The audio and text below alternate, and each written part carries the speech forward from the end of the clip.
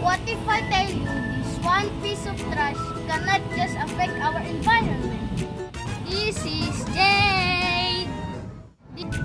And today, I will explain the proper ways of disposing waste and why waste management is important. Remember, keeping our surroundings clean starts with us.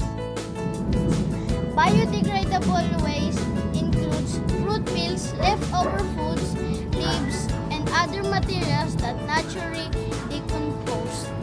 Recyclable waste includes plastic bottles, papers, cardboards, glass, and metal cans that can be reused to make another product. Residual waste includes candy wrappers, used tissue, and other items that cannot be recycled. Proper waste management helps reduce pollution, protect animals, and keeps our communities clean. Remember this: segregate, recycle, protect.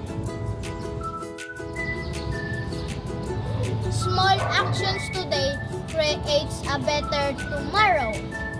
Before you throw it away, think, because the earth needs million people doing it correctly. Let's call it a day.